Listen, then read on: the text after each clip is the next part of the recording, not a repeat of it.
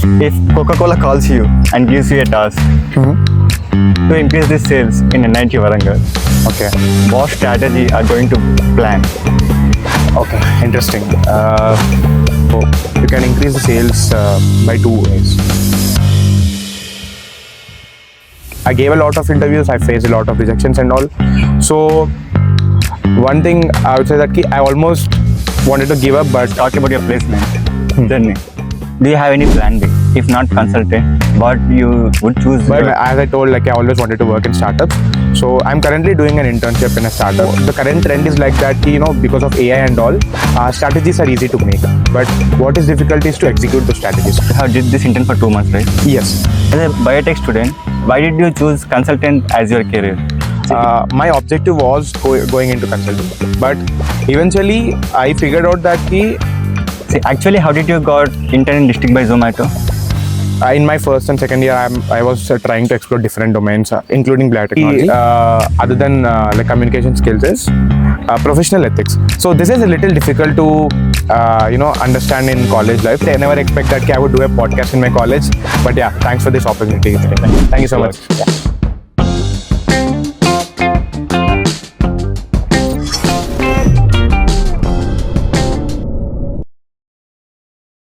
Hello, Abhinay. Hello. Hi, How are Sucheta. you? Yeah, I'm really good. How are you?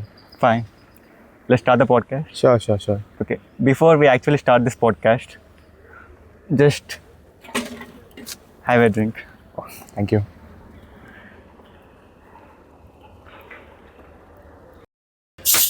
Or do you prefer to drink these cold drinks? Yeah, I do prefer, but I try to avoid it a little. But yeah, it happens, sugar rush and all. Actually, this thumbs up is owned by Coca-Cola, right? Yeah. See, if Coca-Cola calls you and gives you a task to increase the sales in NIT Warangal, Okay. what strategy are going to plan? Okay. Interesting. I'll try to understand. So we want to increase the sales, right? So, the meaning of sales is basically try to increase the revenue of the Coca-Cola product, right? So you can increase the sales by two ways. One is by increasing the number of customers that are buying, or by increasing the frequency of the buying experience, buying of the customer, right? So maybe we can try to go on the number of customers buying. So that is how can we try to attract more customers to buy this product? There are different ways to do it. So one thing is through marketing. That is, you have to market in such a way that there's something unique in this product. So how can you do that? Maybe by different campaigns that you can do that, or else you can also try to in this space, as this is a price sensitive market, so we can also try to be ahead of the competitors. So let's say we can play with the volume game. So if everybody is providing the same volume for the same price, we can try to increase up the volume so that would attract the customers. Or if you particularly talk about NIT Warangal, maybe I would say that try to create some customized campaigns for this college so that there's more visibility and discoverability of this product. I wouldn't say that people don't know about Thumbs Up. They do know about Thumbs Up, but you have to remind them that there's this product existing. So it should always run in their mind. So for that, you have to create strategies where there is more discoverability of this product. So I would go in this way. Yeah, you're actually thinking as a consultant. You're actually a consultant. You can say that, but yeah, not exactly as a consultant, but yeah, I'm trying to, yeah. Yeah. See, you are a president of 180 Degrees since 1 year. Yes. You are a student of biotechnology, and you also placed in General Tech company as a product manager. Yes. See, as a biotech student, why did you choose consultant as your career? Can you tell me actually what is this consultant or consultancy for the people who don't know? Okay. So before going into that, I'll just want to give you a heads up that I did not choose biotechnology by choice. It was by chance. Yeah. So I rather preferred the college tag than the branch name. So that's why I joined this college. So in my first and second year, I was trying to explore different domains, including biotechnology. But unfortunately, I could not get my interest in biotechnology. That was not my cup of tea. So I tried to explore other domains, and I also tried SD. I also tried different things, and Fortunately, I found this domain as interesting. Not exactly consulting, but eventually first I got introduced to management and business, and then eventually consulting. So to give you a like a small brief, what consulting is about. Consulting is nothing but basically a service that is provided to different businesses, where businesses come up with a problem statement, be it like anything, something like that you have asked just now about thumbs up, okay, they want to increase their revenue. Yeah. Or it can be something a more complex problem in their organization regarding operations or anything like that. So consultants are approached by these companies, where they try to work on this problem statement and give them up solutions. And these days there are consultancies where they also implement those solutions. So there are two types of consultancies. One is strategic consultancies, and one is like a full scale consultancy where they also do strategies and also they implement. So basically, like a group of consultancy firms mainly focus on strategies. Strategies. Okay. Yeah. And there are some group of consultancy firms, they also focus on execution. So when you talk about Accenture or Deloitte, these kind of companies, along with strategies, they also like focus on execution also. So these projects are a little long-term period than the strategic projects. When you talk about strategic projects, you have Bain, BCG, McKinsey. These are more into strategies. So they also try to give and these are the like really big consultancy firms, and they mostly rely on strategies. They do also provide executive strategies, but most of them are like strategic initiatives and all. Then what this currently 180DC is doing? Is it doing two strategies? So yeah, 180DC is basically a student consulting firm. So it started in Australia, and like basically it has different managers all over all over the world at different colleges. So our college is also one of them. So what exactly 180DC does is they try to also provide solutions, both strategic and executive, for small scale businesses. So what we try to do is we try to cater to startups, social impact organizations, NGOs, and different MSMEs. So these are our target areas. So initially most of our projects were into strategies, because our period of like our project period is very less, like it's like 3 to 4 months, so we wouldn't have time to also execute those strategies.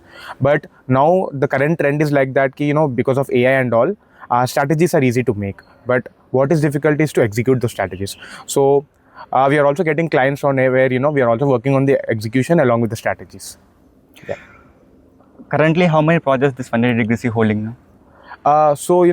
Since its establishment in our college, so that is 2024 September, we have closed 14 clients, and now we are currently working with 4 other clients. I can't reveal the name of these 4 other clients, but those are into different domains, I would say. You are a president of 180 Yes. I want to know actually how do you become a president of 180? Okay, so this is a little story. So in my second year, I got introduced to 180DC. It was still not established in our college. So one of my friends came up to me, and they said that he said that there's this case competition that is hosted by 180DC IIT Madras. So I didn't know what a case competition is at that time. So I just randomly said okay, and like I just wanted to give it a try. And then we participated in it, and then I really found it interesting. So that's when I got introduced to consulting. I really understood, okay, this is something really interesting where I can. So that was one phase of one phase where I did not feel myself that I'm being forced to work on that. So it was something like out of my interest, I was able to do it freely. So that really interested me, and then I tried to know more about consulting. Then fortunately, at the same time, at the end of my second year, I got approached by some of my seniors, where they were asking me if I can join 180DC because they are trying to establish this in our college. So in that way, I got introduced to this team. Have done I passed through several interview rounds and different recruitment rounds. Then I got into the executive board, which is the founding team of 180DC in our college.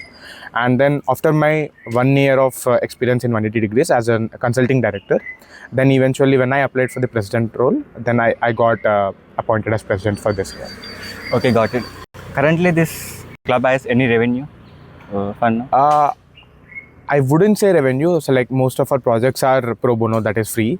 But like there is no revenue as such for NITDC, but the students who are getting some of the clients are kind enough to hire them as interns, basically, like rather than project they also hire them as interns, and they pay a very nominal fee. So that is entirely personal, I could say.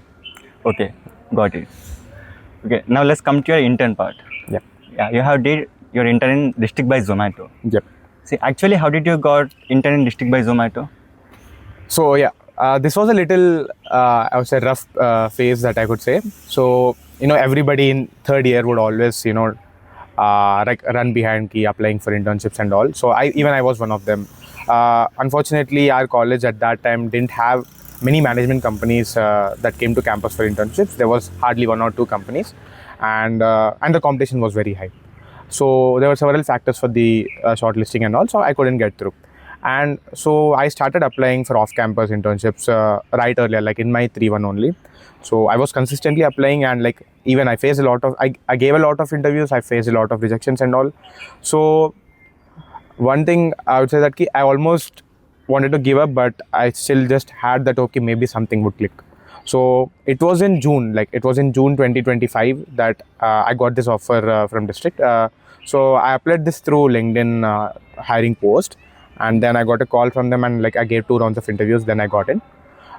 So yeah, I think I would say that it is purely because of consistency that I kept on applying for internships, and one of them was this. That's it. I think you have did this intern for 2 months, right? Yes. Then our college starts in July. Then how did you manage to do this for 2 months? Yeah, that was a little difficult for me. So I had to skip college for 1 month. I used to come in between, if like my internship is a little flexible where, I can try to divide my work as offline and on remote. So I used to come to college whenever I was able to, and then, I tried to manage my attendance. So that was there. It was a little difficult, but yeah. Then you can submit any certificate in the Dean Academic section to get attendance. No, actually, so this is an off-campus intern. So I think there will be a little very less chances for you to do that. And even in like in fourth year, like right after third year for internships, it is a little difficult to give that. So I didn't even try for it. Maybe I could get if I tried for more, but I didn't try for it. Okay. I want to know what is mean by district by Zomato. Is the Zomato segregated the customers by district? So district is like basically a vertical under Zomato where it caters to the going out experiences. So earlier in Zomato, there used to be a section called dining out. That is basically you can try to reserve tables and all.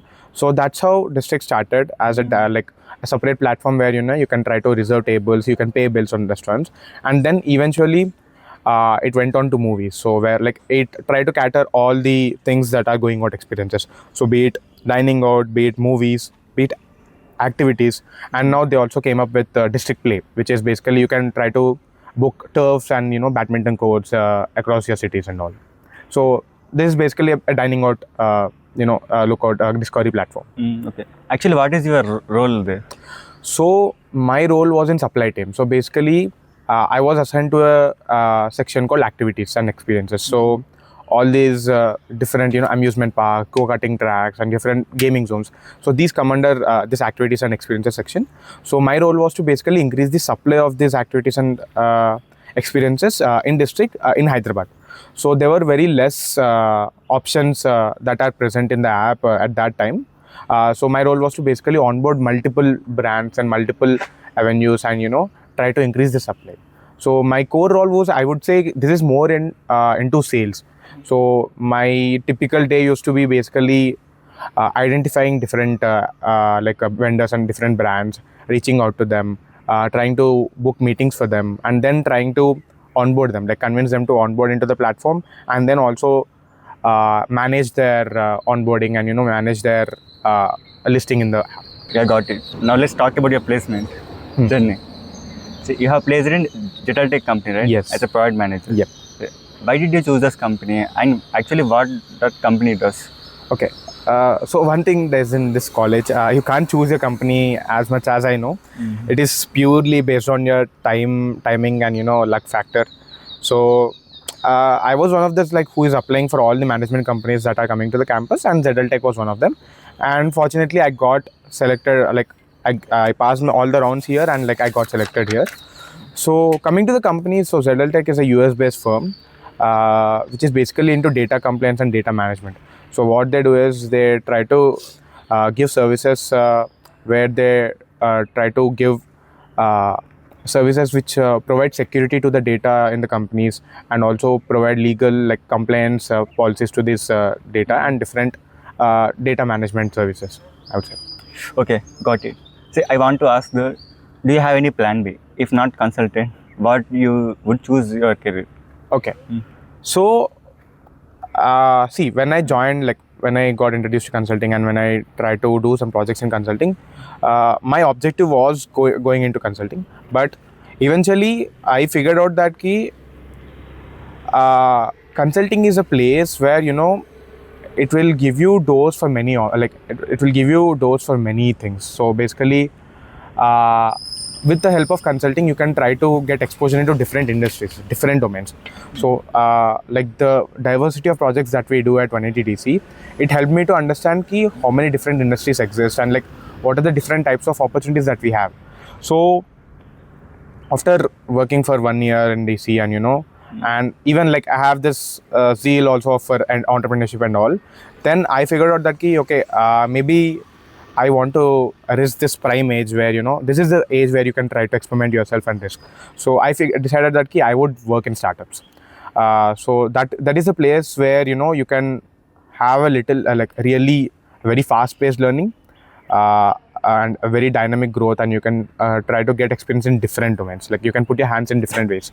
So that was one of the. So I'm not really focused to get a job in consulting, but that helped me to try to get exposure in different types. So coming to the plan B, like I was already basically my placement that is in my college, that was plan B.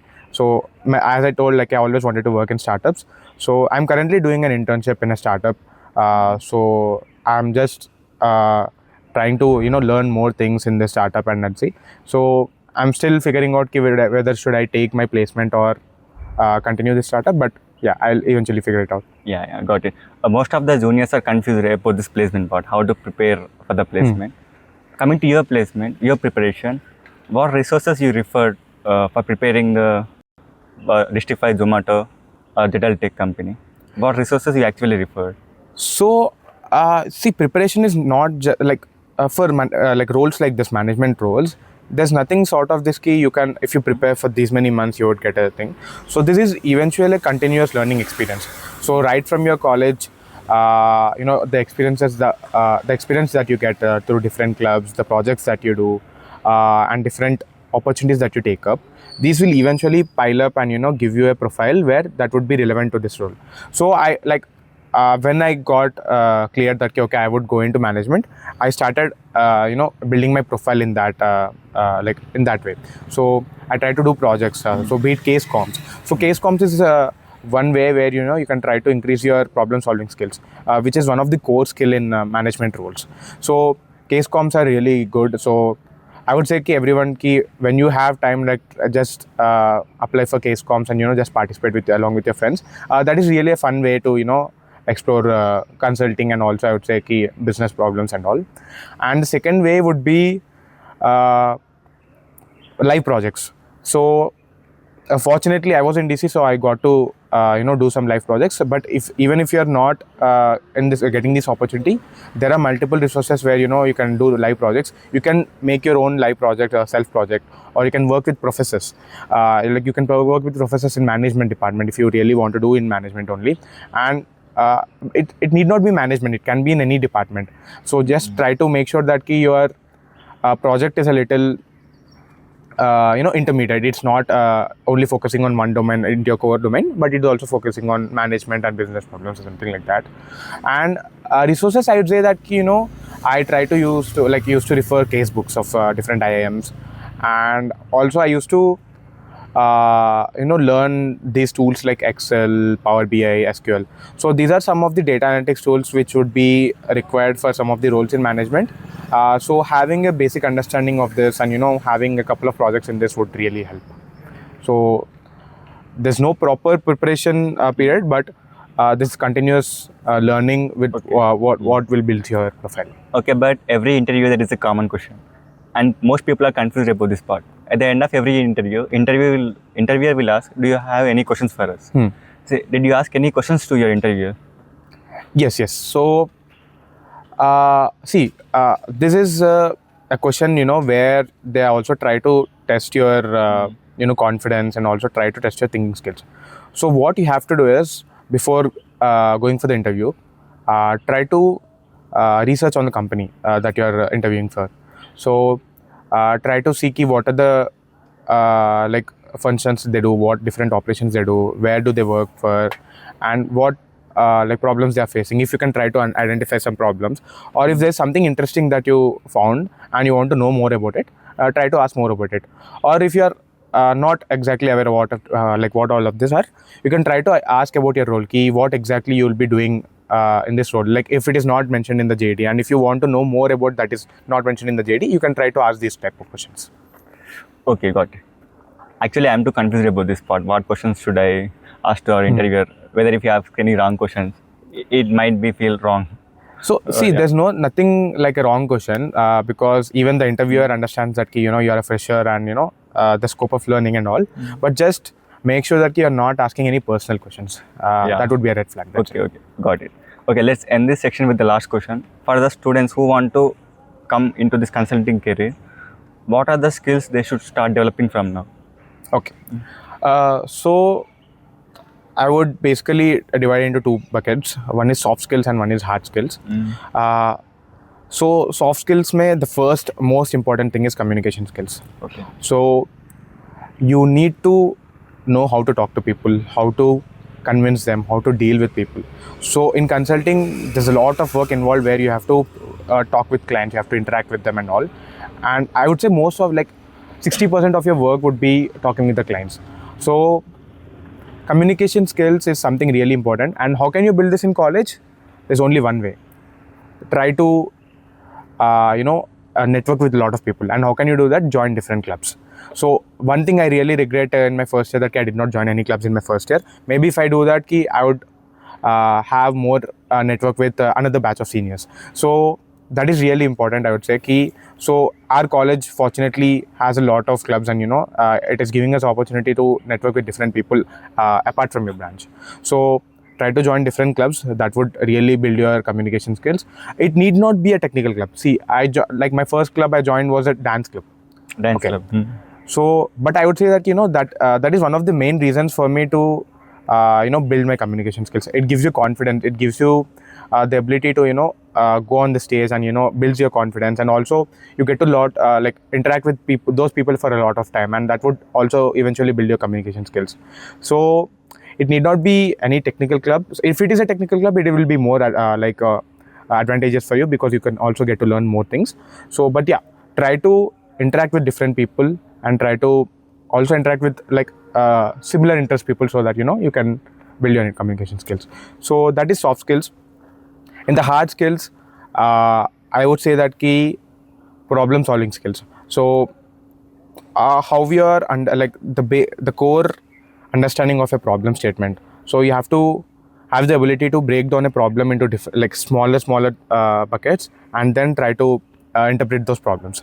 So how will you build this? This is basically through multiple projects and multiple case competencies if you do, and you can do this in daily life. So just randomly you can just to try to identify a problem in this college, or identify a problem for whatever thing that you're thinking of, and you can just try to analyze how you can solve this. So this is one of the ways. And apart from problem solving skills, I would say that having some idea on different tools like Excel or Power BI and SQL, Python. And I would say that even if you're into consulting, try to have a basic understanding of coding and how this how this coding experiences and these tools work. This will give you an edge where when you are into a project which is tech oriented, you'll be in a position where you can understand what exactly is happening in that development. So you need not try to go and learn everything about coding and you try to code, but just try to understand the basic fundamentals of coding. So it's whenever you see a code, you will have to at least understand what exactly this code does. So having that understanding would really give you an edge. Yeah, what languages we should learn, like Python, NumPy, Pandas? So Python is a programming language. So NumPy, Pandas are libraries in Python. So Python is really good where, this will also help you in machine learning. So most of the roles that are coming here, which are into data analytics and data scientist roles, they would require you to have an understanding in Python. So having a grip in Python will really be advantageous. This will also help you in data visualization. So Python really does some good data visualization. So it will also help you in that. That's it. And one thing I would say other than communication skills is professional ethics. So this is a little difficult to understand in college life, but whenever you're getting time, whenever you're interacting with your professors or different people, like in your internships and all, try to learn how corporate culture works and how are people behaving in corporate culture. Because if you are not knowing this early, and if you're trying to, and if you are having a behavior we are like a little more aggressive or something like that, that would put you in a bad situation. So I would say that having professional ethics is really important in these domains, be it any domain. Having professional ethics is really important, I'd say. Yeah, I think we can learn this corporate culture actually by doing an intern in industry. Exactly. Yes. Intern plays a crucial role in our life. Yes. In our BTech life, many people skip the intern because they want to actually go for the placement, but they don't know the value of intern until they come to the placement part. Yeah. So even several juniors ask me that I want to skip this internship period and I'd rather prepare for placements, but just think that internship would be a preparation phase, right? So whatever you are going to learn in that place for placement, that you are going to learn live, in a dynamic way in your internship. So internship always add-ons to as an experience when you are applying for placements. So if you are getting an opportunity for intern, never skip that.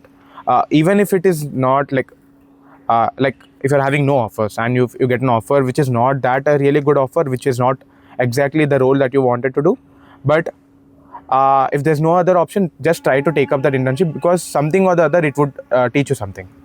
So in my second year, there's this mandatory Epics internship that you have to do. And so even I did an Epics in a biotech company. So what I learned from it is that how exactly that industry works. So that really helped me when I was working on when my team was working on a project that is related to biotech industry. So anything any knowledge that you get is not of waste. So if you are getting an opportunity, just grab it. Okay. Thank you, Abhinay. You really gave a very good insights to our audience. Thank you so much. Actually, I never expect that I would do a podcast in my college, but yeah, thanks for this opportunity. Thanks for inviting. Thank you. Thank you so much. Yeah.